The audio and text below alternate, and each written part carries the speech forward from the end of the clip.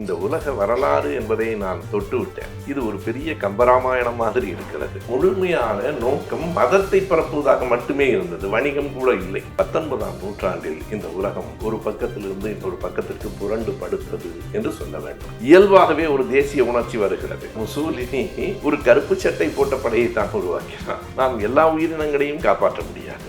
குரங்கில் இருந்து வந்தவன் மனிதன் என்று டார்வின் சொல்லவில்லை.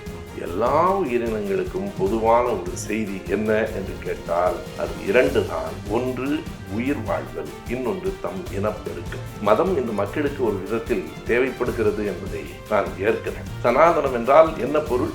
இது அழிவற்றது என்று பொருள். அப்படியானால் அது பொய் என்று பொருள். நேரு அவர்களுடைய அந்த எழுத்துக்களை பார்க்கிற போதெல்லாம் இந்த மரபு அணுதான் ராகுல் வரைக்கும் வந்திருக்கிறது என்று எனக்கு தோன்றும். வென்றால் நாடு, வீழ்ந்தால் மரணம்.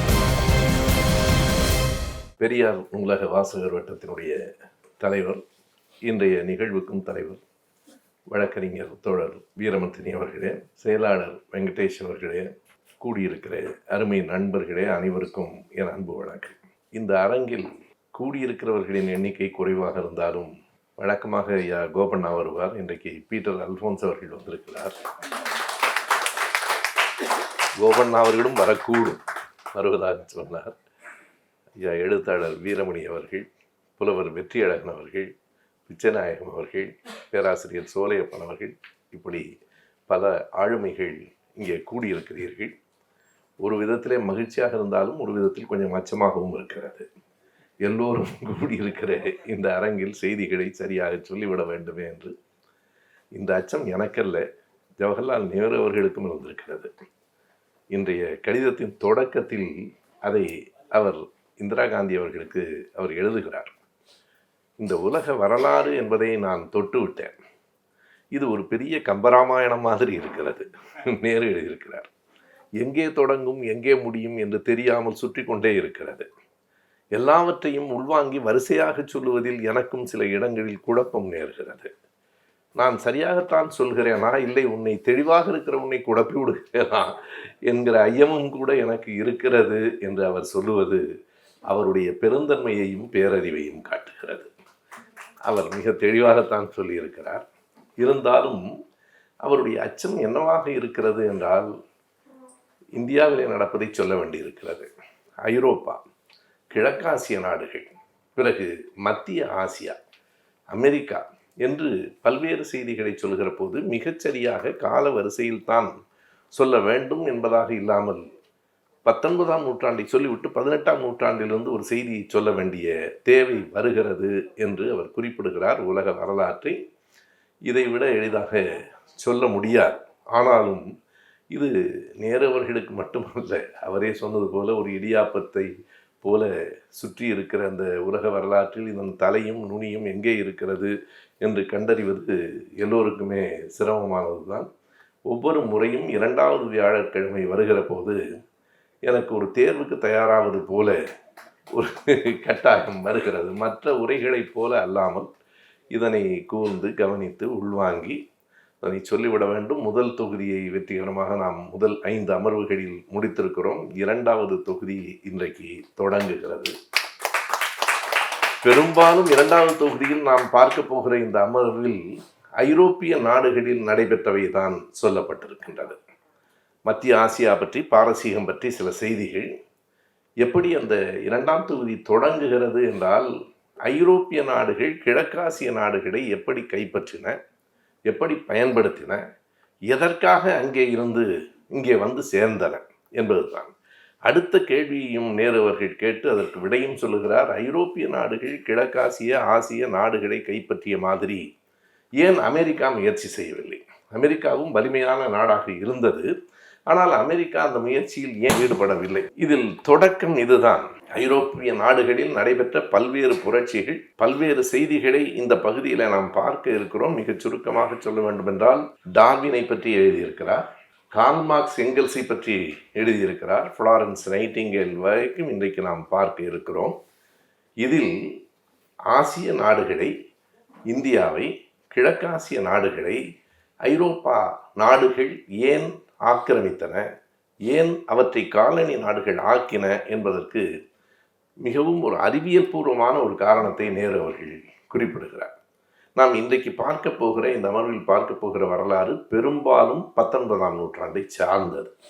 ஆனால் அதனுடைய வேர்கள் 17, 16ஆம் நூற்றாண்டிலேயே இருக்கின்றன. 17ஆம் நூற்றாண்டில் ஐரோப்பாவில் தொழில் புரட்சி தொடங்கிய பிறகு உற்பத்தி கூடிற்று.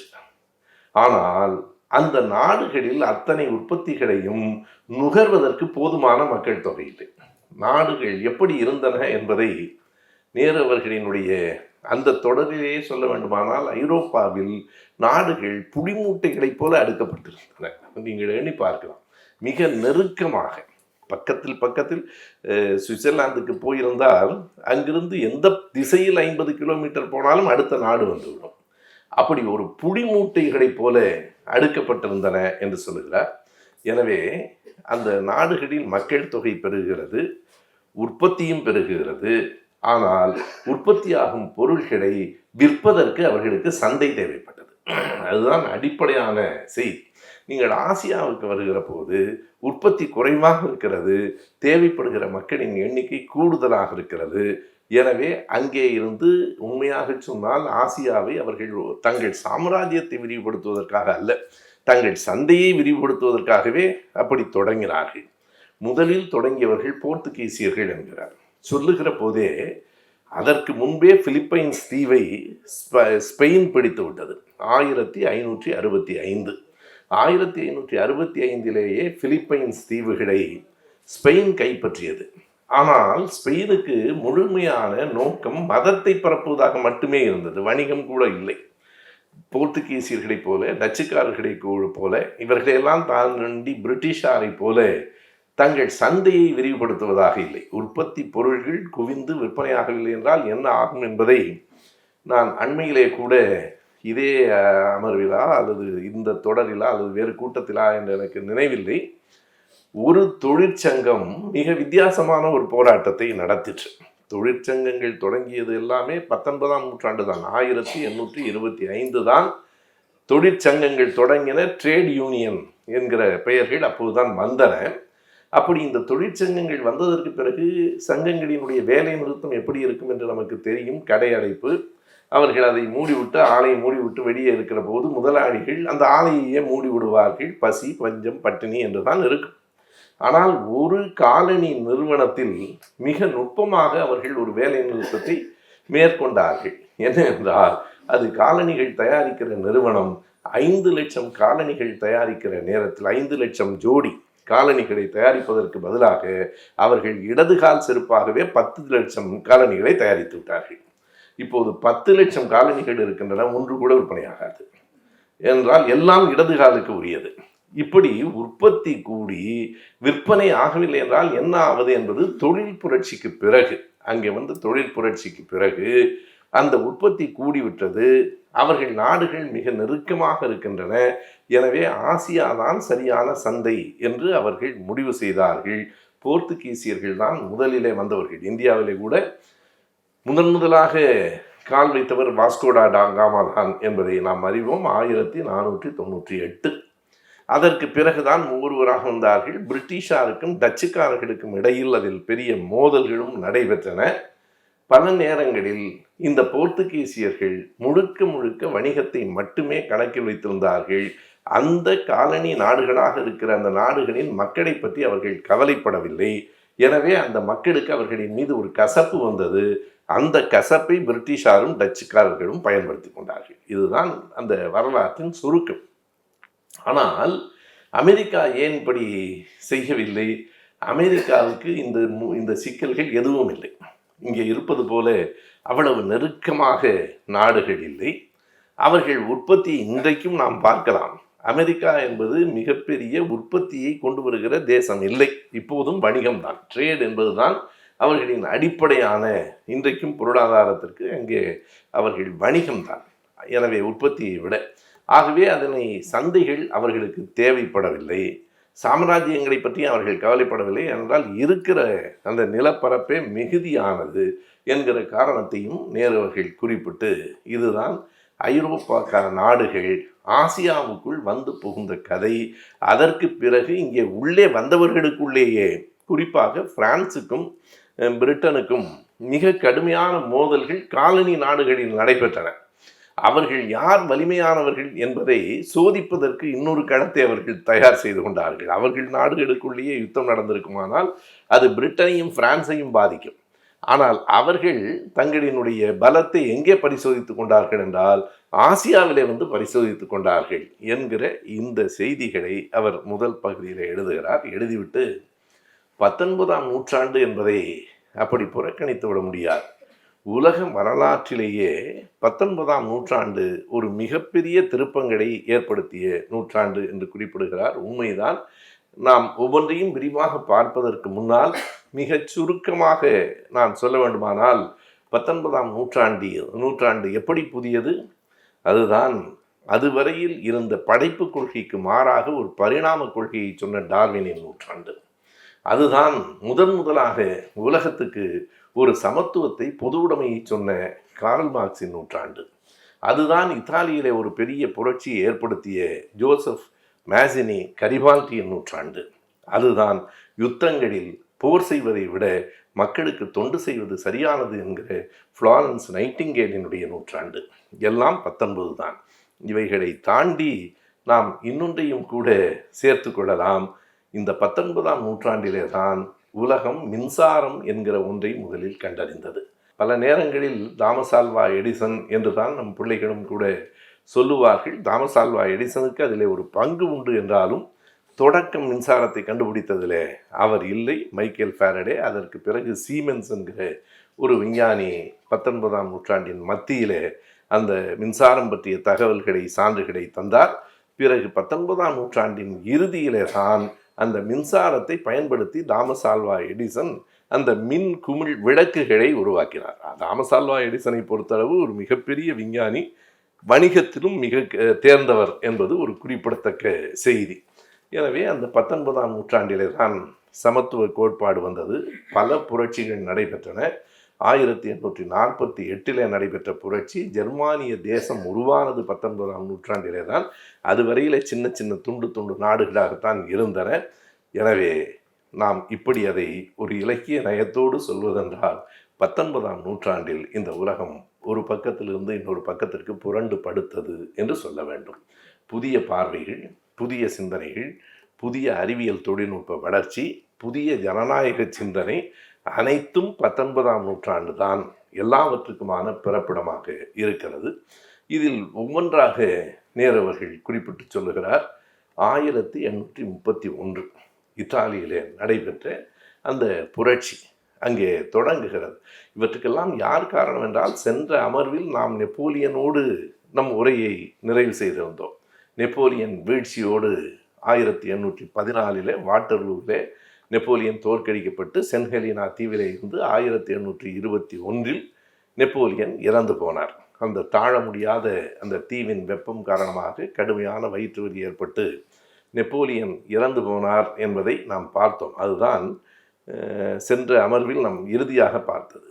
ஆனால் நெப்போலியன் அறிந்தோ அறியாமலோ ஐரோப்பிய நாடுகளில் பல தாக்கங்களை ஏற்படுத்தி இருக்கிறார் என்று நேரு அவர்கள் சொல்லுகிறார். அவர்தான் மற்ற ஐரோப்பிய நாடுகளையெல்லாம் ஏளனமாக கேலி செய்து பேசிய காரணத்தால் இயல்பாகவே ஒரு தேசிய உணர்ச்சி வருகிறது. உனக்கு என்ன இருக்கிறது, உனக்கு என்ன ஒரு உரிமை இருக்கிறது, உங்களுக்கு இங்கே தேசிய பற்று இருக்கிறது என்று சொல்லுகிற போது அந்த தேசிய பற்று இயல்பாகவே வருகிறது. அப்படித்தான் இத்தாலியிலும் என்று அவர் சொல்லுகிறார். அப்படித்தான் ஜெர்மனியிலும் ஓட்டமான் பிஸ்மார்க் என்கிற ஒருவர் ஜெர்மனியிலே தோன்றினார். அவர் தந்திரக்காரனாக இருந்தார். ஆனாலும் ஜெர்மானிய தேசத்தை உருவாக்கினார் என்பதெல்லாம் கூட உங்களுக்கு ஜெர்மானிய தேசம் என்கிற ஒரு தேசம் எங்கே இருக்கிறது என்று நெப்போலியன் கேட்ட கேள்வி. நீங்கள் இத்தாலியிலே அடிமைகளாகத்தானே இருக்கிறீர்கள், இத்தாலிய மக்களை ஆள்கிறீர்கள் என்று நெப்போலியன் கேட்ட கேள்வி.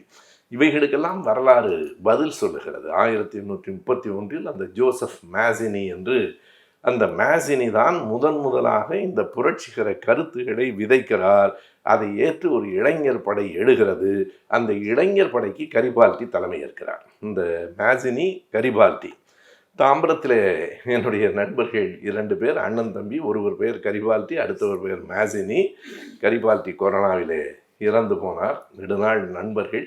எனவே இந்த கரிபால்டி மேசினி என்கிற பெயர் நீங்கள் எண்ணி பாருங்கள், இத்தாலியிலே 1830களிலே புரட்சி நடத்திய அந்த புரட்சிக்காரர்களின் பெயர் தமிழ்நாட்டில் ஒரு கிராமம் வரைக்கும் வந்து சேருகிறது. அதுதான் வரலாற்றினுடைய வெற்றி. இன்னொன்றையும் வேடிக்கையாக நாம் சொல்ல வேண்டுமென்றால், பின்னால் வந்த முசோலினி ஒரு கருப்பு சட்டை போட்ட படையைத்தான் உருவாக்கினான். கருப்பு சட்டை என்பது ஒரு பிற்போக்குத்தனத்தின் அடையாளமாக முசோலினியின் காலத்தில் இருந்தது.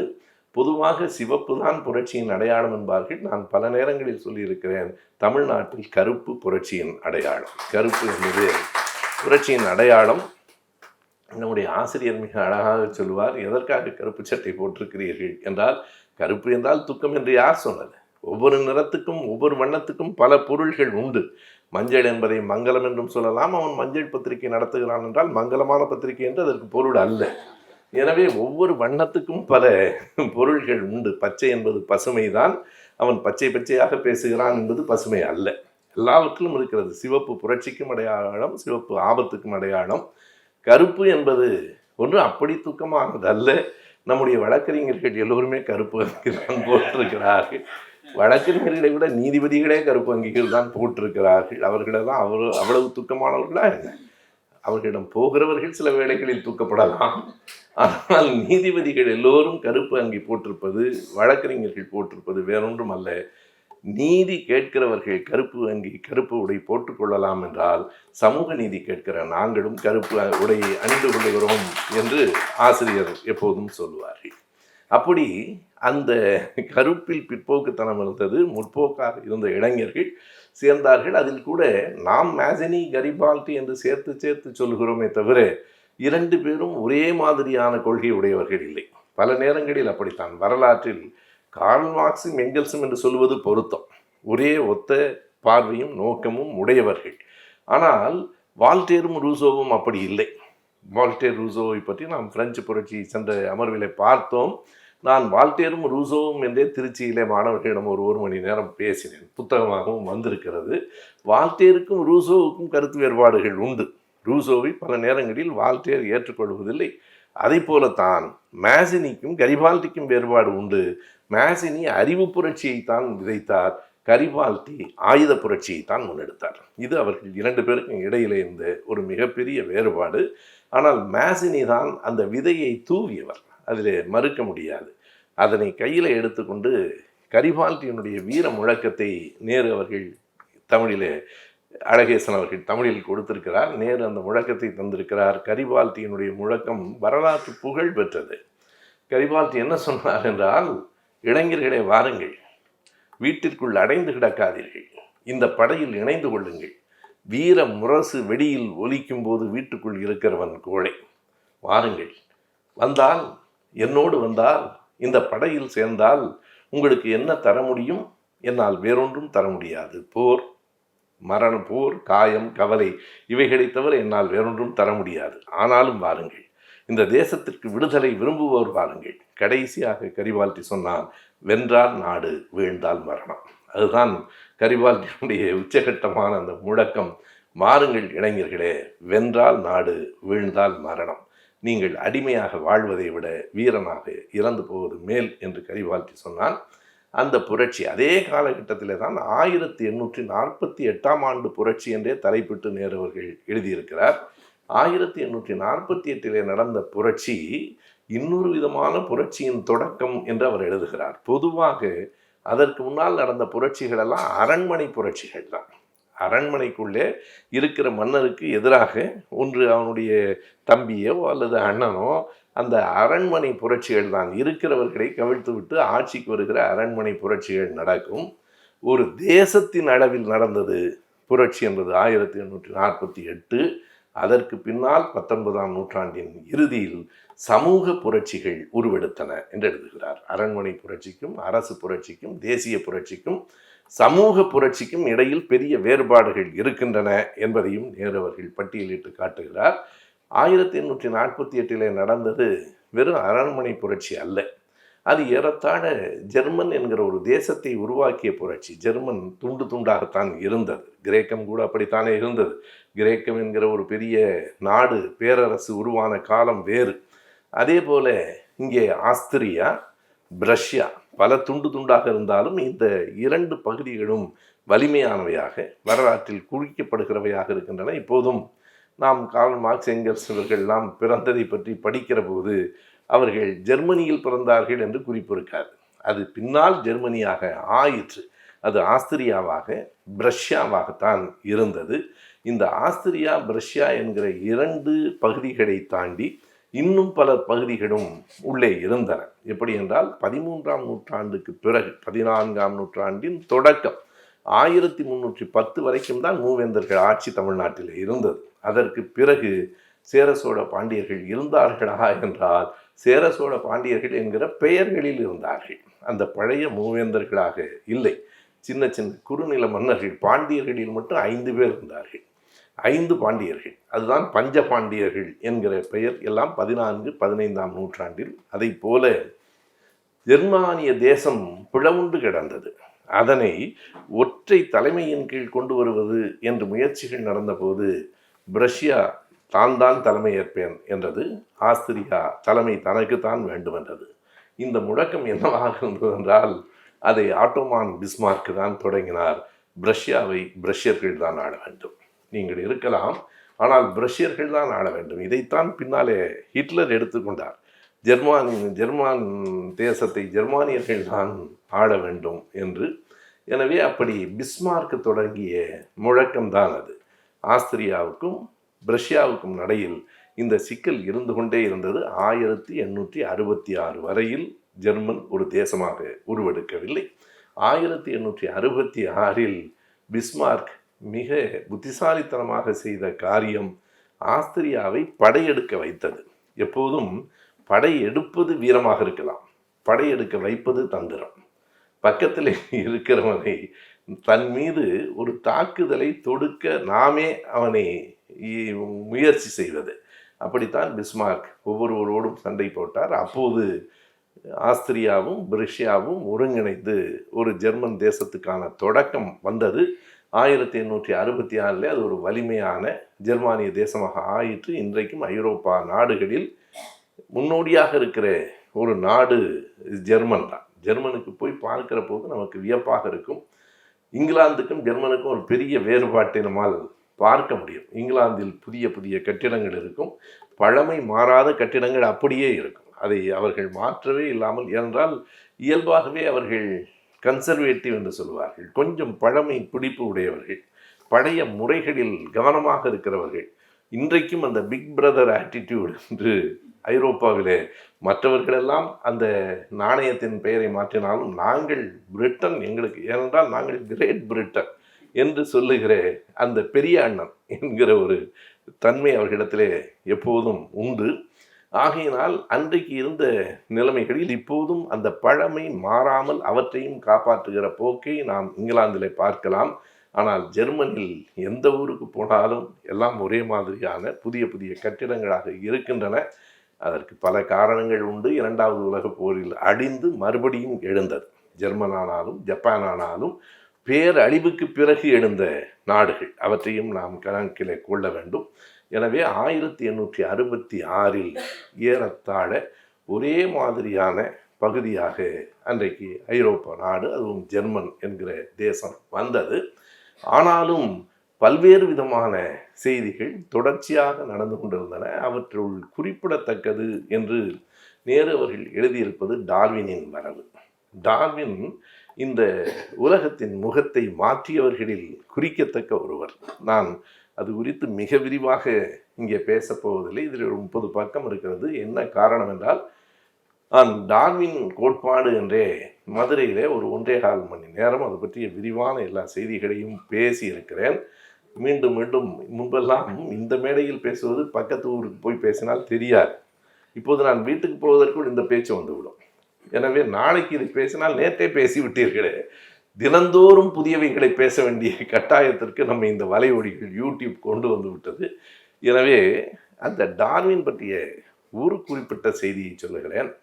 அவருடைய மிக நுட்பமான செய்தி. அதுவும் 6 ஆண்டுகள் அவர் கப்பலில் பயணம் செய்தார். HMS பீகிள் என்பது அந்த கப்பலின் பெயர். ஹிஸ் மெஜஸ்டி சர்வீஸ் என்பதுதான் HMS. எனவே அதிலே 6 ஆண்டுகளில் 1.5 ஆண்டுகள் கடலில், 4.5 ஆண்டுகள் தரையில். அவருடைய ஆய்வு சின்ன பையனாக இருக்கிற போதே வீட்டில் ஒரு எலி ஓடினால் கூட பிடித்து அதை பற்றி ஆய்வு செய்கிற ஒரு போக்கு. டார்வின் 4 துறைகளில் பட்டமும் படிப்பும் உடையவர். அடிப்படையில் அவர் விஞ்ஞானி என்று சொன்னால் அவர் உயிரியல் விஞ்ஞானி அல்ல. அடிப்படையில் அவர் புவி அமைப்பியல் விஞ்ஞானி. நாம் ஜியாலஜி என்று சொல்கிறோம். புவியியல் என்பது ஜியாகிரபி, இது பூமிக்குள் தேடுவது. புவியியல் என்பது புவி அமைப்பியல். ஜியாலஜியிலே தான் அவர் பட்டம் பெற்றார். பிறகு அவர் விலங்கியலில், தாவரவியலில், இவை எல்லாவற்றையும் தாண்டி வேறு பல பட்டங்களையும் வேறு பல துறைகளிலும் பெற்றவர் தான் டார்வின். அவர் எல்லாவற்றையும் ஆராய்ச்சியாகவே பார்த்து கொண்டிருப்பது, பல்வேறு துறைகளிலும் அவர் ஆர்வம் காட்டுவது. இதனால் ஒரு மனிதர் மிகவும் வருத்தப்பட்டார். வேறு யாரும் இல்லை, அவருடைய அப்பா. அவர் ஏன் வருத்தப்பட்டார் என்றால், உருப்படாத பையனாக இருக்கிறான் என்று அவர் வருத்தப்பட்டார். அவனைத்தான் உலகம் இன்றைக்கும் கொண்டாடுகிறது. த தியரி ஆஃப் கிரியேஷன் என்பதிலிருந்து தியரி ஆஃப் எவல்யூஷன் என்பதை நோக்கி இந்த உலகத்தை அழைத்து சென்ற பெருமை டார்வினுக்கு தான் உண்டு. டார்வின் சொல்கிறார், எனக்கு முன்னோடி 2 பேர், அந்த 2 பேரினுடைய கண்டுபிடிப்புகள் என்னை மிக ஆழமாக பாதித்தன. ஒருவர் டிசி வெல்ஸ் என்கிற விஞ்ஞானி, இன்னொருவர் டிஆர் மேத்யூஸ் என்கிற ஒரு பொருளியல் அறிஞர். நமக்கே குழப்பமாக இருக்கிறது, பொருளியல் அறிஞருக்கும் இதற்கும் என்ன தொடர்பு இருக்கிறது? 2 பேரை அவர் சொல்லுகிறார். டிசி வெல்ஸ் அவர்தான் முதலாக இந்த நேச்சுரல் செலக்ஷன் என்கிற தொடரை இந்த உலகுக்கு தந்தவர். இயற்கையின் தேர்வு. இந்த இயற்கை எதை தேர்வு செய்து கொள்ளுகிறது? மிக மிக அடிப்படையான ஒரு செய்தி. இயற்கை ஒன்றை தேர்வு செய்கிறது. எந்த விலங்கினம், எந்த உயிரினம் இருக்க வேண்டும், எந்த மாதிரியான மனிதர்கள் இந்த உலகத்திலே தாக்கு பிடிப்பார்கள், நேச்சுரல் செலக்ஷன் என்பதும். இரண்டாவதாக மேத்யூஸ் தன்னுடைய புத்தகத்தில் இருக்கிற த தியரி ஆஃப் ஈக்விலிபிரியம் என்பதும் என்னை மிகவும் பாதித்தன என்று டார்வின் சொல்லுகிறார். இந்த தியரி ஆஃப் ஈக்விலிபிரியம் என்பது என்ன? உலகம் எப்படியோ ஒரு மாதிரியாக தன்னை சமன் செய்து கொண்டே இருக்கிறது. அதனால்தான் பெண்களின் எண்ணிக்கையும் ஆண்களின் எண்ணிக்கையும் ஏறத்தாழ சமமாக இருக்கிறது. நாம் அரங்குகளிலும் அப்படி இருக்க வேண்டும் என்று விரும்புகிறோம், பெரும்பாலும் இல்லை. 33 அம்மா மட்டும்தான் இன்றைக்கு கண்ணிலே படுகிறார். ஆனால் உலகம் முழுவதும் இந்த பெண்கள் மற்றும் ஆண்களினுடைய எண்ணிக்கை சமமாக இருப்பதால் தான் கலவரங்கள் இல்லாமல் இருக்கின்றன. நீங்கள் இந்த பெண் ஆண் விகிதம் முற்றிலுமாக மாறி போய்விடுமானால் நாட்டில் அமைதியற்று போய்விடும். இது இயல்பாகவே ஏறத்தாழ சமமாக இருக்கிறது. இது பற்றி டார்வின் ஒரு சின்ன கதையையும் சொல்லுகிறார். ஒரு பகுதியில் ஓநாய்களும் இருந்தன, மான்களும் இருந்தன. ஓநாய்கள் எண்ணிக்கையில் குறைவு, மான்கள் கூடுதல், அவ்வளவுதான். ஆனால் ஒரு கட்டத்தில் என்ன ஆயிற்று என்றால், ஓநாய்களின் தோல்கள் குளிருக்கு இதமாக இருக்கின்றன என்று ஓநாய்களை வேட்டைக்காரர்கள் கொல்ல ஆரம்பித்தார்கள். அப்போது ஓநாய்களின் எண்ணிக்கை குறைந்து மான்களின் எண்ணிக்கை மிக கூடுதலாகிவிட்டது. எப்போதும் நாம் எல்லா உயிரினங்களையும் காப்பாற்ற முடியாது. அத்தனை மான்களையும் காப்பாற்றுவது என்று முடிவெடுத்தால் புலிகள் இறந்து போய்விடும். புலிகள் முட்டைக்கோஸ் முருங்கைக்காய் சாப்பிட்டு வாழ முடியாது. எனவே அவைகளுக்கு அந்த மான்களும் மாட்டு இறைச்சியும் தேவைப்படும். எனவே மான்களின் எண்ணிக்கை மிக கூடுதலாகிவிட்டது, ஓநாய்கள் குறைவாக இருக்கின்றன. ஓநாய்களை வேட்டைக்காரர்கள் வேட்டையாடி விட்டார்கள். டார்வின் என்ன சொல்கிறார் என்றால், அது தியரி ஆஃப் ஈக்விலிபிரியம் என்று மேத்யூஸ் புத்தகத்திலிருந்து அவர் மேற்கோள் காட்டுகிறார். இயற்கையே ஒரு முடிவெடுக்கிறது. திடீரென்று மான்கள் மிகுதியாக இருக்கிற பகுதியில் ஒரு பூகம் வருகிறது, மான்கள் மிக பல காணாமல் போய்விட்டன. மறுபடியும் அந்த சமன் செய்யப்பட்டிருக்கிறது என்று சொல்லுகிறார். இப்படி இந்த தியரி ஆஃப் ஈக்விலிபிரியம் ஒரு அளவுக்கு சமமாக இருந்தால்தான் இந்த உலகம் இயற்கையாக இயங்கும் என்பதும், இப்படி யார் தீர்மானிப்பது? ஒவ்வொரு உயிருக்கும் 2 பெரும் நோக்கங்கள் இருக்கின்றன. டார்வின் சொல்லுகிற அந்த செய்திகளை எல்லாம் நேரு அவர்கள் தொட்டு காட்டுகிறார். 2 பெரும் நோக்கங்கள் இருக்கின்றன. ஒன்று சர்வைவல், இன்னொன்று ரீப்ரொடக்ஷன். தன்னை உயிர் வாழ்தலும் தன் இனத்தை பெருக்குதலும், இவை 2ம் இயற்கையான உத்திகள். தான் இருத்தல், யாரெல்லாம் இருக்க முடியும்? இந்த உலகத்தில் என்ன நடந்து கொண்டிருக்கிறது? Struggle for existence. அவன் சொல்லுகிறான். நான் இந்த டார்வின் பற்றி பேசுகிற போதே அந்த கூட்டத்தில் முதலில் ஒரு செய்தியை சொன்னேன். குரங்கிலிருந்து வந்தவன் மனிதன், என்று டார்வின் சொல்லவில்லை. இன்றைக்கும் தமிழராக நாம் சொல்லிக்கொண்டே இருக்கிறோம், டார்வின் அப்படி சொல்லவில்லை. பல உயிரினங்கள் ஒரு மூத்த உயிரினத்தில் இருந்து வந்தன, அந்த மூத்த உயிரினம் இல்லை. அதில் வந்த உயிரினங்களில் குரங்குகள், மனிதர்கள் எல்லோரும் இருக்கிறார்கள் என்று தான் சொன்னார். எனவே இந்த இடத்தில் அவர் சொல்லுவது, உலகம் முழுவதும் எல்லா உயிரினங்களுக்குள்ளும் நடந்து கொண்டிருப்பது எது என்று கேட்டால், உயிர் வாழ்தலுக்கான போராட்டம், ஸ்ட்ரகிள் ஃபார் எக்ஸிஸ்டன்ஸ். ஒவ்வொருவருக்கும், ஒவ்வொரு உயிரினத்துக்கும், சின்ன சின்ன புழு பூச்சிக்கும் உயிர் வாழ்கிற அந்த போராட்டம் இருந்து கொண்டே இருக்கிறது. யார் வெற்றி பெறுகிறார்கள்? Struggle for existence and survival of the fittest. யார் வலிமையானவர்களோ அவன் வலிமைதான் வாழும். நீங்கள் ஒரு நோபல் பரிசு பெற்ற ஒரு கதை, நாம் அறிந்த கதை தான். ஒரு பெரிய மீன் சின்ன மீனை விழுங்க வருகிறது. அப்போது சின்ன மீன், ஏன் நான் உனக்கு என்ன செய்தேன், ஏன் என்னை விழுங்க வருகிறாய், நான் உனக்கு ஏதாவது கெடுதல் செய்தேனா? அந்த பெரிய மீன் சொல்லும், இந்த தத்துவம் எல்லாம் வேலைக்காகாது. ஒன்று நீ என்னை விடுங்கு, அல்லது என்னிடமிருந்து தப்பித்துப்போ. இரண்டில் ஒன்றுதான் இந்த வாழ்வு, இரண்டில் ஒன்றுதான். எதற்காக என்னை இந்த தர்ம நியாயம் எல்லாம் முடியாது. ஏன் ஆட்டை, ஏன் கோழியை கொன்று உண்கிறீர்கள்? வேறு வழி இல்லை. காய்கறிகள் உலகத்தில் இருக்கிற மனிதர்களுக்கு போதுமானவையாக இல்லை. நான் வள்ளுவருக்கும் வள்ளலாருக்கும் எதிராக பேசவில்லை, இயல்பாக நான் சொல்லுகிறேன். நீங்கள் கடல் உணவு இல்லையானால் உலகத்தில் 1/3 பகுதியினர் பட்டினியில் இறந்து போவார்கள். வேறு வழி இல்லை. இந்த உணவு சங்கிலி இருக்கிறது பாருங்கள், தவிர்க்க முடியாது. எனவே அந்த பெரிய மீன் சொல்லும், ஒன்று முடிந்தால் நீ என்னை விழுங்கு, முடியாதென்றால் தப்பி ஓடு. இது இரண்டையும் விட்டுவிட்டு என்னோடு இருந்து சமாதானமெல்லாம் பேசி பயனில்லை, எனக்கு உணவு வேண்டும் என்று சொல்லுவது போல சர்வைவல் ஆஃப் த ஃபிட்டஸ்ட். யார் வலிமையானவர்களோ அவர்கள் வாழ்வார்கள். எனவே வாழ்வதற்கான போராட்டமும் வலிமையானவர்கள் வாழ்வதும் இந்த உலகத்தின் இயல்பாக இருக்கிறது. எல்லா உயிரினங்களுக்கும் பொதுவான ஒரு செய்தி என்ன என்று கேட்டால் அது 2 தான். ஒன்று உயிர் வாழ்தல், இன்னொன்று தம் இனப்பெருக்கம். இவை 2ம் இயற்கையான உத்திகள் என்று அவர் சொல்லுகிறார். இதற்கு பிறகுதான் 1859 31லிருந்து 36 வரைக்கும் அந்த கடற்பயணத்தில் அவர் கண்டுபிடித்தவைகளை ஒரு பெரிய புத்தகம் இருக்கிறது, HMS பீகிள் என்றே. அந்த புத்தகம் ஒரு நாள் முழுவதும் நாம் படிக்கலாம். அதற்கு பிறகு 1859 தான் உயிர் இனங்களின் தோற்றம், ஆரிஜின் ஆஃப் ஸ்பீஷீஸ் என்று அவர் எழுதிய அந்த புத்தகம் உலகத்தில் பெரிய மாற்றத்தை ஏற்படுத்தியது. அமெரிக்காவிலே ஒரு ஜனநாயகம் இருந்ததை நான் கண்கூடாக பார்த்தேன். அமெரிக்கா மற்ற நாடுகளிலே ஜனநாயகம் இருப்பதைத்தான் விரும்புவதில்லையே தவிர அவர்கள் நாட்டில் ஜனநாயகம் உண்டு. அந்த வெள்ளை மாளிகையின் வாசலில் 2 பளிங்கு கற்கள், இந்த பக்கம் கடவுளால் உருவாக்கப்பட்டது என்கிற பைபிள் வாசகங்கள், அந்த பக்கம் டார்வினுடைய தியரி. இது தியரி ஆஃப் கிரியேஷன் என்றும் அது தியரி ஆஃப் எவல்யூஷன் என்றும் எழுதியிருக்கிறார்கள். இரண்டையும் நீங்கள் படித்து கொள்ளுங்கள், எது சரியாக இருக்கிறதோ பயன்படுத்தி கொள்ளுங்கள் என்று சொல்லுகிறார்கள். எனவே இப்படித்தான் நான் முதலில் சொன்ன அந்த இடத்தில் ஒரு முக்கியமான செய்தி, 1565 பிலிப்பைன்ஸை ஸ்பெயின் கைப்பற்றியது. ஆனால் அவர்கள் முழுக்க மதமாற்றத்தில் மட்டுமே கவனம் செலுத்தினார்கள். அது என்ன ஆயிற்று என்றால், அங்கே இருந்து சீனர்கள் பிலிப்பைன்ஸுக்கு வருகிற போது, நீங்கள் இங்கே வேலை செய்யலாம், இங்கே இருக்கலாம், ஆனால் நீங்கள் மதமாற்றத்துக்கு ஒப்புக்கொள்ள வேண்டும் என்று சொன்னபோது சீனர்கள் அதை ஏற்கவில்லை. படுகொலைகள் நிகழ்ந்தன. பிறகு இன்னொரு கேள்வி வருகிறது, ஏன் பிரித்தானியர்களையும் கூட அவர்கள் அனுமதிக்கவில்லை என்றால், நேரு அவர்கள் எழுதுகிறார், நீ மதம் கிறிஸ்தவம், இஸ்லாம், இந்து இப்படித்தான் இருக்கிறது என்றா கருதுகிறாய்? கிறிஸ்தவத்திலே புராட்டஸ்டண்ட்டுக்கும் கத்தோலிக்குக்கும் இருக்கிற சண்டை இன்னொரு மதத்துக்காரனு கூட இருக்காது என்று அவர் சொல்லுகிறார். வந்தவர்கள் எல்லோரும் பிரிட்டானியர்கள், பெரும்பாலும் புராட்டஸ்டன்ட் மதத்தை சார்ந்தவர்கள், அங்கே இருந்து ஸ்பெயினில் இருந்து வந்திருக்கிறவர்கள் கத்தோலிக்கர்கள். எனவே அதை ஏற்கவில்லை என்று மதம் எவ்வளவு வலிமையாக, எவ்வளவு வாழ்வினுடைய எல்லைகளை பற்றி கவலைப்படாமல் போரிட்டிருக்கிறது என்பதையெல்லாம் அவர் எழுதுவார்.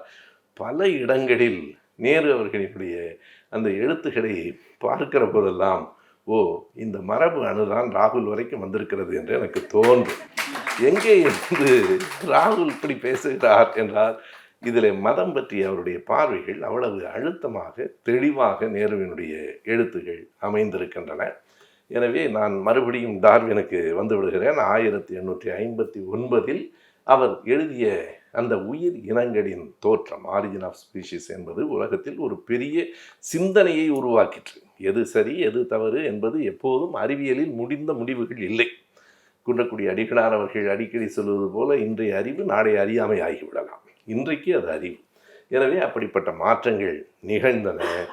அந்த நேரத்தில் நடைபெற்ற இன்னொரு மிக முக்கியமான உலக வரலாற்றை புரட்டி போட்ட ஒரு நிகழ்வு எது என்றால் 1800 அதாவது 19ஆம் நூற்றாண்டின் மத்தியில் காரல் மார்க்ஸ், எங்கெல்ஸ் என்கிற 2 பேரும் சேர்ந்து வெளியிட்ட கம்யூனிஸ்ட் மேனிஃபெஸ்டோ என்கிற ஒரு மிக சின்ன புத்தகம், ஒரு சிறிய புத்தகம். உலக தொழிலாளர்களே ஒன்றுபடுங்கள், நீங்கள் பெறுவதற்கு இந்த உலகமே இருக்கிறது, இழப்பதற்கு கை விலங்குகளை தவிர எதுவும் இல்லை. இதுதான் அதனுடைய கடைசி வரிகள். அந்த கார்ல் மார்க்ஸ் பற்றியும் 2 அத்தியாயங்கள் நேரு அவர்கள் எழுதுகிறார். எதை நாம் உள்வாங்கிக் கொள்ள வேண்டும் என்றால், கட்சிகளை எல்லாம் தாண்டி வரலாற்றை எழுதுகிற போது கம்யூனிசத்தை பற்றி அவர் எவ்வளவு புகழ்ந்தும் சரியாகவும் உள்வாங்கியும் எழுதியிருக்கிறார் என்பதை நாம் பார்க்கலாம். மார்க்சினுடைய தத்துவம், அவர் எந்தெந்த தடங்களில் பயணம் செய்தார் என்பதையெல்லாம் நேரு எழுதுகிறார். நாம் அறிவோம், கார்ல் மார்க்ஸும் எங்கெல்ஸும் ஏறத்தாழ ஒத்த வயது உடையவர்கள். 1818 மார்க்ஸ், 1820 எங்கெல்ஸ். இறந்தது கூட 83 மார்க்ஸ், 95 எங்கெல்ஸ் என்று 2 பேரும் ஒரு பெரும்பான்மையாக சமகாலத்தில். அவர்கள் சந்தித்தது 1844. 2 பேரும் இன்னொரு நாட்டில் பிரான்சிலே தான் சந்தித்தார்கள். கார்ல் மார்க்ஸ் ஜெர்மனியிலிருந்து பிரான்ஸுக்கு நாடு கடத்தப்பட்டார். பிறகு பிரான்சில் இருந்து பிரசல்ஸுக்கு வந்தார். பிரசல்ஸிலிருந்து மறுபடியும் ஜெர்மனிக்கு வந்தார். ஜெர்மனியிலிருந்து மீண்டும் நாடு கடத்தப்பட்டார். பொதுவாக நாடு கடத்தப்பட்டவர்கள் உண்டு, கார்ல் மார்க்ஸ் தான் நாடுகள் கடத்தப்பட்டவர். பல நாடுகள் கடத்தப்பட்ட ஒரு மாமேதை. என்றால் அவருடைய அந்த அறிவு கூர்மையை எந்த நாட்டினாலும் தாங்க முடியவில்லை. ஒவ்வொரு நாடும் அவரை தள்ளிற்று. அவருடைய அடையாளம் எங்கே இருந்தது என்றால், 1835 அவர் பள்ளி மாணவனாக இருந்தபோது எழுதிய ஒரு கட்டுரை. பள்ளி மாணவனாகத்தான் அவர் இருந்தார். பள்ளி மாணவனாக இருக்கிற போதே அவர் எழுதிய கட்டுரை, ஒரு தொழிலை தேர்ந்தெடுப்பதற்கு இளைஞர்களுக்கான அறிவுரை என்பதாக அந்த புத்தகம். ஒரு கட்டுரை தான், பெரிய புத்தகம் கூட அல்ல. அந்த கட்டுரையே பல அதிர்வுகளை உருவாக்கிற்று. மார்க்ஸ் எழுதினார். மார்க்ஸ் என்றால் நாம் கார்ல் மார்க்ஸை கற்பனை செய்து கொள்ளக்கூடாது. ஒரு 17 வயது பள்ளி மாணவன் எழுதுகிற போது சொன்னால், வேலைகளை எப்படி வேண்டுமானாலும் தேர்ந்தெடுத்து கொள்ளலாம், அதனுடைய அடிப்படை நோக்கம் பொருள் ஈட்டுவதாக இருக்கலாம், பிழை இல்லை. ஆனால் வெறுமனே பொருள் ஈட்டுவதற்காக மட்டுமே படிக்கிறவன், அதற்காக மட்டுமே உழைக்கிறவன் பெரிய பணக்காரனாகலாம், அறிவாளியாகலாம், முனிவனாகலாம். நேரு அதை அப்படி எழுதியிருக்கிறார். முனிவனாக கூட ஆகலாம், அல்லது கதை, கவிதை, கட்டுரை எழுதுகிற படைப்பாளன் ஆகலாம். கடைசி ஒரு எத்தனை ஆழமானது பாருங்கள். நீங்கள் எந்த தொழிலை வேண்டுமானாலும் தேர்ந்தெடுத்து கொள்ளலாம், அதற்காக படிக்கலாம். உங்கள் அறிவு, உங்கள் படிப்பு உங்களை தொழிலதிபராக்கலாம், பதவியில் கொண்டு போய் சேர்க்கலாம். ஆனால் கடைசி வரைக்கும் உங்களை மனிதனாக ஆக்காது.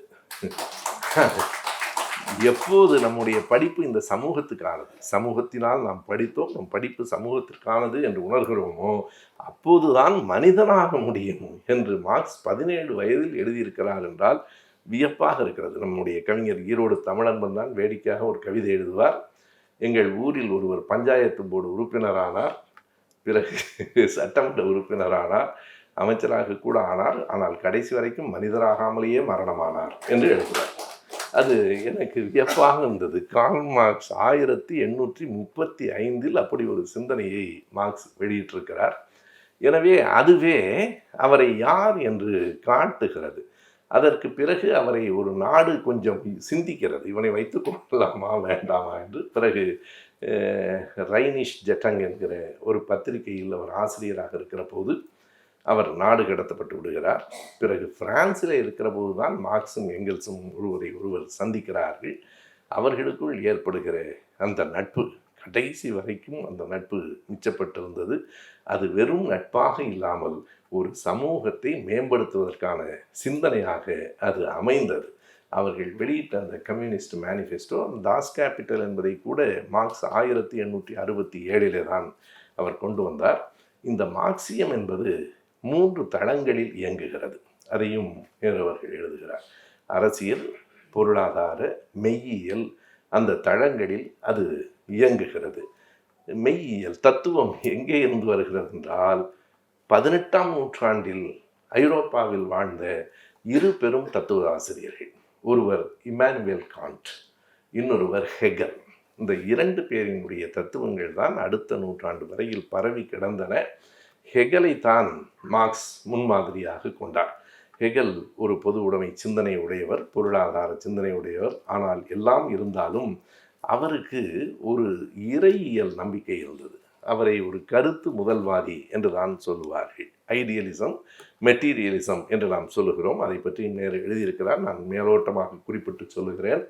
எனவே ஒரு கருத்து முதல்வாதியாக ஹெகல் இருந்தார். ஹெகலிடமிருந்து எல்லாவற்றையும் நான் பெற்றுக்கொண்டேன் என்கிறார். இளமையில் நான் ஒரு ஹெகலியனாகத்தான் இருந்தேன். மார்க்ஸ் சொல்கிறார், ஒரு இளம் ஹெகலியனாகத்தான் நான் இருந்தேன். ஆனால் அதற்கு பிறகு மதம், கடவுள், நம்பிக்கைகள் பற்றிய அந்த சிந்தனைகளில் எனக்கு மாறுபாடு வந்தது. அதற்கு யார் காரணமாக இருந்தார்கள் என்றால், எல்லாவற்றுக்கும் முன்னோடிகள் உண்டு. யார் ஒருவரின் எழுத்தும் இன்னொருவரை பாதிக்கும். ஹெகலினுடைய தத்துவம் எனக்கு ஒரு உத்வேகத்தை தந்தது என்றாலும், அதில் இந்த கருத்து முதல்வாதத்துக்கு மாற்றாக ஒரு சிந்தனையை எனக்குள் விதைத்தவர் ஃபயர்பாக். ஃபயர்பாக்கினுடைய சிந்தனை தான் ஒரு மெட்டீரியலிசம் என்று நாம் சொல்லுகிற பொருள் முதல்வாதத்திற்கான அடிப்படை விதையாக இருந்தது. அதை உள்வாங்கி கொண்டு ஹெகலின் கட்டுரைக்கு கார்ல் மார்க்ஸ் எழுதுகிற போது எழுதிய அந்த விடைதான் இப்போதும் அதில் ஒரே ஒரு வரி மட்டும் தொடர்ந்து அரங்குகளில், புத்தகங்களில் மேற்கோளாக காட்டப்படுகிறது. ஆனால் அந்த ஒரு 5-6 வரிகளையும் சேர்த்து பார்க்கிற போது தான் அது மிக ஆழமானது என்று தெரியும். எல்லோருக்கும் தெரிந்த வரி, மதம் ஒரு அபின் என்று மார்க்ஸ் சொன்னார். அதிலே தான் சொன்னார் ஹெகலுக்கான கட்டுரை பற்றிய விமர்சனத்தில், ஆனால் மதம் என்பது வெறும் அபின் என்று மட்டும் சொல்லி மார்க்ஸ் நிறுத்தவில்லை. அவர் சொன்னார், மதம் இந்த மக்களுக்கு ஒரு விதத்தில் தேவைப்படுகிறது என்பதை நான் ஏற்கிறேன். எப்படி என்றால், இந்த மதம் இதயமற்ற இந்த உலகத்தின் இதயமாக இருக்கிறது.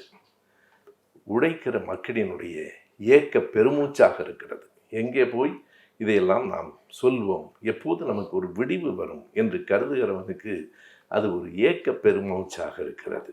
அது ஒரு இதயமற்ற உலகத்தின் இதயமாக இருக்கிறது. எனவே தான் மதத்தை மக்கள் பிடித்து கொண்டிருக்கிறார்கள். அதிலே ஒரு தீர்வு கிடைக்கிறது. தங்களுக்கான பிரச்சனைகளை கடவுளிடம் விட்டுவிட்டால் நாம் அமைதியாக இருக்கலாம் என்று தோன்றுகிறது. ஆனால் அது கற்பனை உலகம். அங்கிருந்து மனிதர்களை உண்மையான உலகத்துக்கு அழைத்து வர வேண்டும் என்று மிக அறிவுபூர்வமான ஒரு சிந்தனை. நான் வேடிக்கையாக கூட்டங்களில் சொல்வதுண்டு, அவற்றையும் மேலே இருக்கிறவன் பார்த்துக்குவான்னா பிரச்சனை இல்லை, ஒரு திரைப்படத்தில் இருக்கிற மாதிரி கீழே இருக்கிறவனுக்கும் கொஞ்சம் கொடுப்பாங்கிற மாதிரி. எனவே மேலே இருக்கிறவர்கள் பார்த்து கொள்வார்கள், எனக்கு கடவுள்கிட்ட விட்டுட்டோம், பகவான் பார்த்துக்குவார் என்று நினைப்பது ஒரு தற்காலிகமான, போலியான, பொய்யான ஆறுதல்.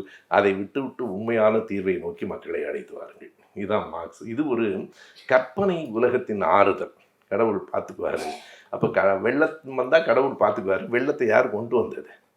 எனவே இந்த கேள்விகளெல்லாம் இருக்கின்றன. நீங்கள் தான் தீர்வுகளுக்கான வழியை பார்த்து கொள்ள வேண்டும் என்று சொல்லுகிற அந்த மெய்யியல் பார்வைக்கு ஃபயர்பாக்கிடமிருந்து பெற்றுக்கொண்டு மார்க்ஸ் அந்த இடத்துக்கு வந்து சேருகிறார்.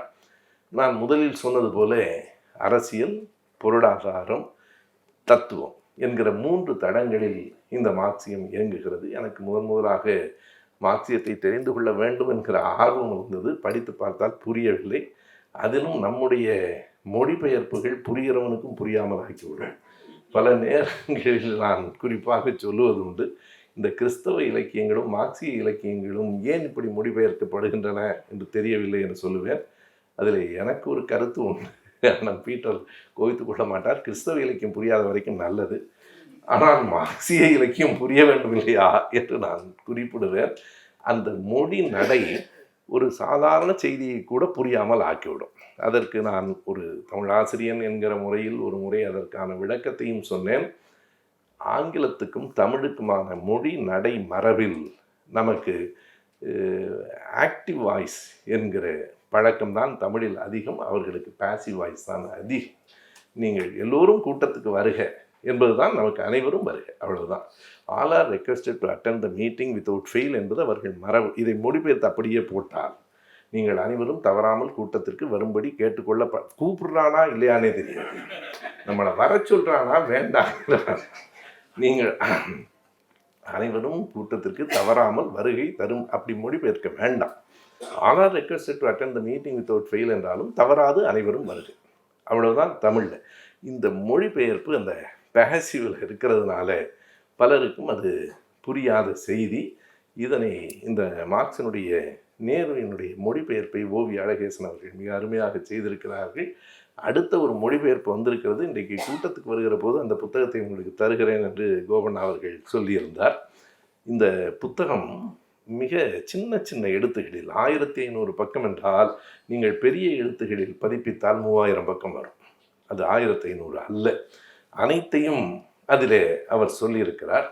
எனவே இந்த தத்துவம் என்பது அவர் ஹெகலிடமிருந்து பெற்று ஃபயர்பாக் மூலம் அதை செம்மையாக்கி கொண்டார் என்பதை சொல்லுகிறார். அந்த தத்துவத்தினுடைய அடிப்படை என்ன என்றால் பொருள் முதல் வாதம். அது யாரோ ஒருவரால் உருவாக்கப்பட்டது என்கிற படைப்பு கொள்கை அல்ல. இது இயங்குகிறது இந்த உலகம் என்று ஏறத்தாழ டார்வினுக்கு நெருக்கமாகத்தான் அதுவும் வரும்.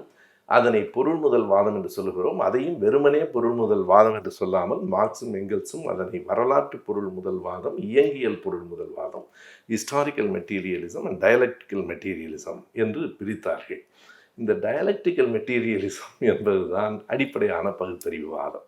நாம் பல நேரங்களில் சொல்கிறோம், இந்த உலகத்தில் எந்த ஒன்றும் உறைந்து போகாது, எல்லாம் இயங்கிக் கொண்டே இருக்கும், எல்லாம் ஓடிக்கொண்டே இருக்கும். நீங்கள் சாதாரணமாக இயற்பியல் படிக்கிறவர்களுக்கு தெரியும், இங்கே இருக்கிற ஒரு பொருள் அதற்குள்ளேயும் இயக்கம் இருக்கிறது. அது வெறுமனே அந்த இடத்தில் இருப்பது போல இருக்கிறது என்றாலும் அதற்குள் ஒரு இயக்கம். அதுதான் நாம் படிக்கிறோம், புரோட்டான், எலக்ட்ரான், நியூட்ரான் என்றெல்லாம் எல்லாம் சுற்றி கொண்டே தான் இருக்கின்றன. இயங்காமல் உலகத்தில் எதுவும் இல்லை. இயங்கியல் பொருள் முதல்வாதம். எல்லாவற்றுக்கும் தொடக்கம் உண்டென்றால் எல்லாவற்றுக்கும் அழிவு உண்டு. அழிவற்றது என்று எதுவும் உலகத்தில் இல்லை. இது அழிவற்றது என்று சொன்னால் அது பொய் என்பது சனாதனத்துக்கும் பொருந்தும். அவர்கள் திரும்ப திரும்ப என்ன சொல்றாங்கன்னா, சனாதனம் என்றால் என்ன பொருள்? இது அழிவற்றது என்று பொருள். அப்படியானால் அது பொய் என்று பொருள். இதை புத்தன் தான் மற்றவர்கள் எல்லோரும் ஆன்மா அழியாதது என்றுதான் பகவத்கீதையெல்லாம் திரும்ப திரும்ப சொல்லும். ஆனால் அனான்மவாதம், அனித்தியவாதம், அனான்மவாதம் என்கிற இரண்டையும் புத்தன் தான் சொன்னான். எதுவும் அதற்கு ஒரு மிக அருமையான எடுத்துக்காட்டையும் சொன்னான். நீங்கள் ஒரு ஆற்றில் குளித்து எழும்போது இந்த நொடியில் குளித்த அதே துளியில் மறுபடியும் குளிக்க முடியாது, அது எங்கோ போயிருக்கும், எதுவும் நிலையாக நிற்பதில்லை என்று சொன்னான். ஆகையினாலே இதுதான் மார்க்சினுடைய மார்க்சியம் என்றே 2 இயல்களை நேரு எழுதியிருக்கிறார். இந்த 2வது தொகுதியில் கார்ல் மார்க்ஸ் என்று ஒரு அத்தியாயமும் மார்க்சியம் என்றே ஒன்றும் எழுதியிருக்கிறார். மார்க்சியத்தில் இந்த கோட்பாட்டை நேரு விளக்குகிறார்.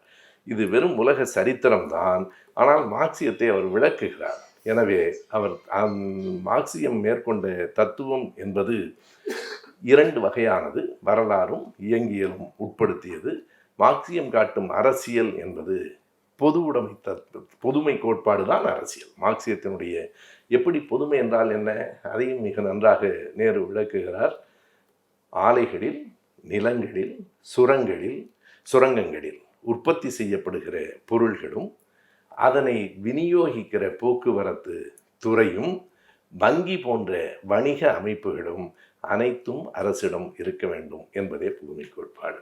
நாம் கார்ல் மார்க்ஸை ஒரு நாளும் கார்ல் மார்க்ஸையோ அம்பேத்கரியத்தையோ ஒரு நாளும் ஒதுக்க முடியாது. பெரியாரியத்திற்கு மிக இணக்கமான, நெருக்கமான, தொடர்புடையவையாகவே இந்த தத்துவங்களை நான் பார்க்கிறேன். அண்மையிலே கூட ஒரு கூட்டத்தில் பேசுகிற போது சொன்னேன், யார் நமக்கு எதிரிகள் என்றால் மார்க்சியத்துக்கும் பெரியாரியத்துக்கும் ஒரு போராட்டத்தை உருவாக்குகிறவர்கள், தலித்தியத்துக்கும் பெரியாரியத்துக்கும் போராட்டத்தை உருவாக்குகிறவர்கள், அம்பேத்கர் தான் உயர்ந்தவர், மார்க்ஸ் இல்லை என்று சொல்லுகிறவர்கள். இவர்கள் எல்லோரையும் விட ஆபத்தானவர்கள் இப்போது புறப்பட்டிருக்கிறார்கள். திராவிடத்துக்கும் தமிழ் தேசியத்திற்கும் மோதலை உருவாக்குகிறவர்கள். திராவிடம் என்பது ஆரியத்தின் எதிர்ச்சொல். நீங்கள் திராவிடனா தமிழனா என்கிற அந்த கேள்வியே பிழையானது. என்னை பார்த்து நீ காரைக்குடிக்காரனா திமுக காரனா என்றால் 2ம் தான். 2 விரலில் ஒன்றைத்தான் தொட வேண்டும் என்று யார் சொன்னார்கள்? நீ எழுத்தாளனா தமிழாசிரியனா? 2ம் தான். எனவே ஒரு மனிதனுக்கு ஒரே ஒரு அடையாளம் தான் இருக்க வேண்டும் என்பது ஃபேசிசம். சரியாக சொன்னால் இப்படி 4 விதமான அம்பேத்கரியம், மார்க்சியம், பெரியாரியம், தமிழ் தேசியம் இவைகளெல்லாம் இணக்கமான கருத்துடையவைகள். மதவாதம், பாசிசம் எதிரான கருத்துடையவை. இந்த 4ம் ஒன்றாக இல்லையே, அதனால் ஒன்றும் குழப்பம் இல்லை, ஒரு நன்மை இருக்கிறது. நீங்கள் எண்ணி பாருங்கள், இந்த 4 அமைப்புகளுக்கும் தத்துவங்களுக்கும் எங்கே வேறுபாடு என்றால் எதற்கு முன்னுரிமை என்பதுதான். 4 பேரும் சமத்துவத்தை பெரியாரியர்கள் மறுப்பதில்லை, கடவுள் மறுப்பை, பகுத்தறிவை மார்க்சியர்கள் மறுப்பதில்லை.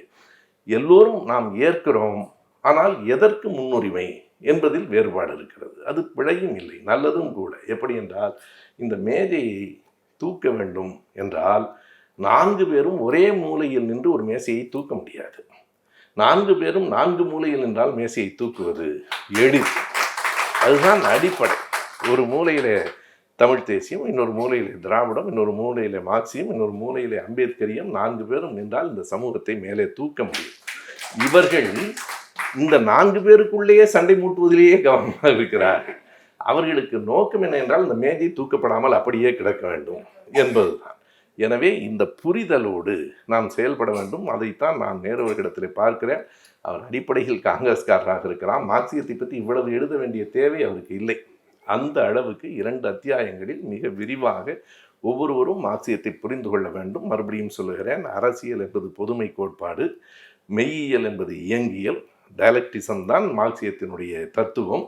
அதனுடைய பொருளாதாரம் எதை சார்ந்தது? மிகை மதிப்பை சார்ந்தது, சர்ப்ளஸ் வேல்யூ. அதுதான் பொருளாதாரத்தினுடைய அடிப்படை. 1867 தான் தாஸ் கேபிட்டல் வருகிறது. அதற்கு பிறகும் நாம் சொல்ல வேண்டும், மார்க்ஸுக்கு பிறகும் அவர் எழுதிய பல நூல்களை பதிப்பித்து உலகுக்கு தந்தவர் எங்கெல்ஸ் தான். எங்கெல்ஸுக்கு நாம் கோப்பெருஞ்சோழன், பிசிராந்தையார் நட்பை சொல்லுகிறோம், நாம் பார்த்ததில்லை, இலக்கியத்திலே படித்தோம். இந்த உலகம் பார்த்த நட்பு மார்க்ஸ் எங்கெல்ஸ் நட்பு தான். காரணம், அந்த நட்பு இந்த சமூகத்தை, இந்த உலகத்தை உயர்த்தி பிடித்தது என்பதால் அது மிக உயர்ந்த நட்பு. எனவே தான் 83 மார்க்ஸ் இறந்து போன போது எங்கெல்ஸ் சொன்னார், மார்க்ஸ் இறந்து விட்டார் என்று சொல்லவில்லை, மார்க்ஸ் சிந்திப்பதை நிறுத்தி கொண்டார் என்றார். அந்த கடைசி நிமிடம் வரையில் சிந்தித்தவன். அதே போலத்தான் ஐயா பெரியார் இறந்தபோது கலைஞர் சொன்னார், பெரியார் தன் சுற்றுப்பயணத்தை நிறுத்தி கொண்டு விட்டார் என்று சொன்னார். கடைசி நாள் வரை சுற்றுப்பயணத்திலேயே இருக்கிறார். எனவே அப்படி கார்ல் மார்க்ஸ் எங்கெல்ஸ் என்பது ஒரு சகாப்தம். இதில் நேருவர்கள் எதையெல்லாம் குறித்து கொண்டே போகிறார் என்றால், ஒரு பக்கத்தில் தத்துவவாசிரியர்கள் இமானுவேல் காண்ட், ஹெகல், ஃபயர்பாக் பற்றி சொல்லுகிறார் என்றால், இலக்கியவாணர்களை பற்றி, எழுத்தாளர்களை பற்றி, கவிஞர்களை பற்றி எல்லாம் குறிப்பிடுகிறார். நமக்கு அத்தனையும் சொல்ல நேரமில்லை. கதேயிலிருந்து ஆரம்பிக்கிறார். கதேயிலிருந்து வேர்ட்ஸ்வர்த், பைரன், ஷெல்லி, கீட்ஸ் என்கிற அந்த 4 பேரையும் குறித்து சொல்லுகிறார். இப்படி ஐரோப்பா நாடுகளிலே இருந்த பெரும் கவிஞர்கள், விக்டர் ஹியூகோ, டிக்கன்ஸ் என்கிற நாவலாசிரியன், எதற்காக இவற்றையெல்லாம் சொல்லுகிறார் என்றால், இவற்றையெல்லாம் நீ படிக்க வேண்டும் என்று மகளுக்கு சொல்லுகிறார். ஒரு மகளுக்கு அறிவூட்டும் தந்தை சமூகத்துக்கும் அறிவூட்டினார். அது மகளுக்குத்தான் சொல்லப்பட்டது. இன்றைக்கு வரைக்கும் நமக்கும் அது பயன்படுகிறது. யாரெல்லாம் இருந்தார்கள், யாரையெல்லாம் நீ படிக்க வேண்டும் என்று எத்தனை பேர் நம் பிள்ளைகளுக்கு சொல்லுகிறோம். அவற்றையெல்லாம் நேரு அந்த பட்டியலை எல்லாம் கொடுத்து, இவர்களையெல்லாம் நீ படிக்க வேண்டும், இந்த கவிஞர்களை படிக்க வேண்டும், ஷெல்லியை போல ஒரு கவிஞர் இருக்க முடியுமா என்று எழுதுகிறார். எனவே நமக்கும் தெரியும் ஷெல்லியின் தாக்கம். 28 வயது தான் ஷெல்லி வாழ்ந்தான், 26 வயது தான் கீட்ஸ் வாழ்ந்தான். நம்முடைய நாட்டிலும் பட்டுக்கோட்டை 29 வயதில் இறந்து போனார். 29 வயதில் அவர் இறந்து போனார். கடைசி 7 ஆண்டுகள் தான் திரைப்படங்களில் பாடல் எழுதினார். இன்றைக்கும் அது ஒலிக்கிறது. 1952 59 தான் பட்டுக்கோட்டையின் பாட்டு. இன்றைக்கி யார் மறக்க முடியும்? யார் மேலே கீறினாலும் ரத்தம் ஒன்று தானே, ஆக மொத்தம் பிறந்ததெல்லாம் 10ஆம் மாதம் தானே என்று சமத்துவத்தை இதைவிட எளிய சொற்களால் எப்படி சொல்ல முடியும்? அதாவது ஒரு செய்தியை சொல்லுவது எளிமையாக சொல்லுவது தான் கடுமையானது, கடுமையாக சொல்லுவது எளிமையானது. படிக்கிறவனுக்கு புரியாது. படிக்கிறவனை பற்றி கவலைப்பட்டால் எளிமையாக சொல்ல கற்றுக்கொள்ளுங்கள் என்பதுதான் உண்மையிலேயே பாரதியிடமிருந்து வந்து சேர்ந்த செய்தி. ஆகையினாலே அப்படி இந்த செய்திகளை எல்லாவற்றையும் குறிக்கிறார். இந்த சகாப்தம் கார்ல் மார்க்ஸினுடைய சகாப்தம். இது டார்வினின் சகாப்தம் என்று மட்டும் சொல்லிவிட முடியாது. 19ஆம் நூற்றாண்டு விக்டோரியா மகாராணியின் சகாப்தமும் கூட என்று எழுதுகிறார். விக்டோரியா மகாராணி பொறுப்புக்கு வருகிற போது அவருக்கு வயது வெறும் 18. பல செய்திகள் நான் கேள்விப்படாத பெயர்களெல்லாம் பிலிப்பைன்ஸில் அந்த எழுச்சி வருகிறது. பிலிப்பைன்ஸ் மக்கள் என்ன பெரிய வேடிக்கை என்றால், அங்கே இருக்கிற ஸ்பெயின் ஆதிக்கவாதிகளை விரட்டிவிட்டு அமெரிக்கா வருகிறார். நமக்கு துணையாகத்தான் வந்திருக்கிறான் என்று பார்த்தால் அவர்களை விரட்டிவிட்டு 1898 அமெரிக்கா பிலிப்பைன்ஸில் கால் ஊன்றி கொள்ளுகிறது. அதை எதிர்த்து அந்த பிலிப்பைன்ஸ் நாட்டு மக்கள் ஜோசே ராவெல் என்கிறவன் தலைமையில், அந்த பெயர் எனக்கு புதியது, இந்த புத்தகத்தில் தான் நான் படிக்கிறேன். ஜோசே ரிசால் என்கிற ஒரு புரட்சியாளனின் தலைமையில் புரட்சி நடைபெற்றது. பிறகு ஜோசே ரிசால் தூக்கிலிடப்பட்டான். அதற்கு பின்னால் 1946 வரைக்கும் பிலிப்பைன்ஸ் பெரிய சுதந்திரத்தை பெறவில்லை என்கிற அந்த வரலாறு எல்லாவற்றையும் சொல்லுவது போல பல்வேறுபட்ட செய்திகளை இந்த வரலாற்றுக்குள் அவர் கொண்டு வருகிறார். அப்படி யாரெல்லாம் இலக்கியவாணர்கள் இருந்தார்கள் எல்லாவற்றையும் படி என்று சொல்லிவிட்டு இறுதி பகுதியாக நாம் பார்க்க போவது, அவர் போராளிகளை சொன்னார், தத்துவவாதிகளை சொன்னார், அறிஞர்களை சொன்னார், எல்லோருக்கும் இணையாக இன்னொருவரை பற்றி சொல்லியிருக்கிறார். அதுதான் உள் மனத்தில் இருக்கிற ஒரு பெரிய ஆளுமை என்று நான் கருதுகிறேன். இந்த கிரீமியன் யுத்தம் பற்றி சொல்லுகிறார். 1854 56 வரைக்கும் 2 ஆண்டுகள் நடந்த கடுமையான யுத்தம்.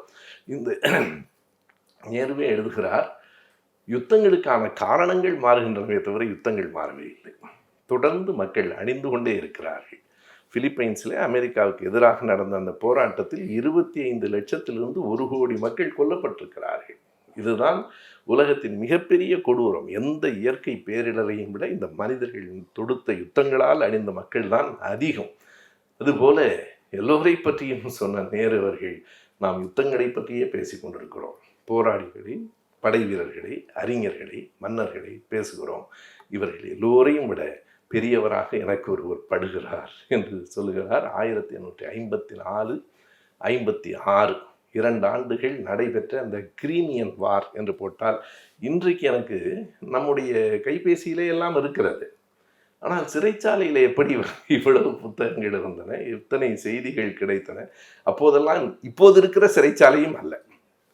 இப்போது இருக்கிற சிறைச்சாலை கொஞ்ச நாள் இருந்து விட்டு வரலாம், ஒன்றும் பெரிய சிக்கல் இல்லை.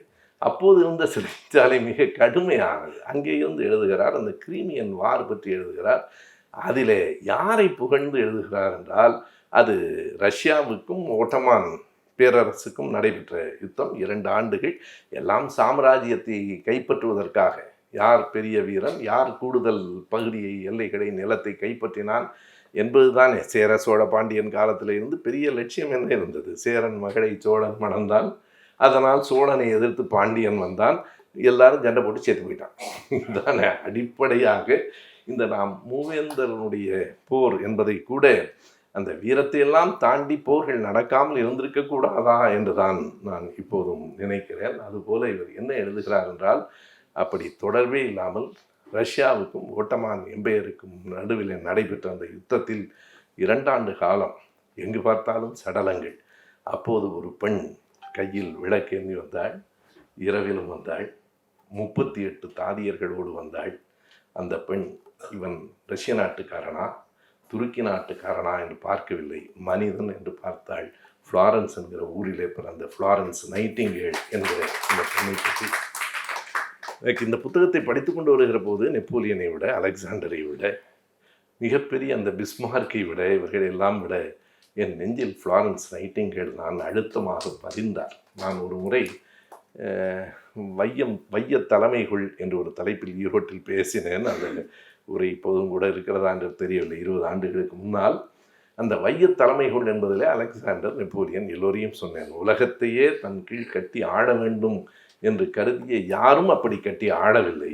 எந்த முயற்சியும் இல்லாமல் தொண்டு செய்த அன்னை தெரசா தான் உலகத்தை கட்டி ஆண்டார். நீங்கள் இன்றைக்கும் நாம் மிகப்பெரிய அளவில் சொல்ல வேண்டுமானால் திருவள்ளுவரையும் அன்னை தெரசாவையும் சொல்ல வேண்டும். அறிவும் தொண்டும் தான் உலகை வெல்லும். வேறு ஆயுதங்களும் போர்ப்படைகளும் பொறாமைகளும் கோபங்களும் அல்ல, அறிவும் தொண்டும் தான் வெல்லும். அந்த ஃப்ளாரன்ஸ் நைட்டிங்கேல் தான் இந்த செவிலியர்களுக்கான தாதியர்கள் என்கிற ஒரு நிறுவனமே பிறகுதான் வருகிறது. அந்த ஃப்ளாரன்ஸ் நைட்டிங்கேல் தான் போர்க்களத்திலே போய் நின்று, அதுவும் பகல் முழுவதும் யுத்தம் நடக்கிறது. ஏன் அவளுக்கு அப்படி ஒரு விளக்கேந்திய மங்கை என்று பெயர் என்றால், பகல் முழுவதும் போர் நடக்கிறது. பிணங்கள் சாய்ந்து கிடக்கின்றன, குருதி கொட்டுகிறது, காயத்தோடு கிடக்கிறார்கள். நாம் எங்கே வேடிக்கையாக மறுபடியும் ஒப்பிட்டு பார்க்க வேண்டுமென்றால், தன் மகன் மார்பிலே வேல்பட்டு இறந்து போனான் என்று மகிழ்ந்த அந்த தாய், அது வீரத்தின் வெளிப்பாடு.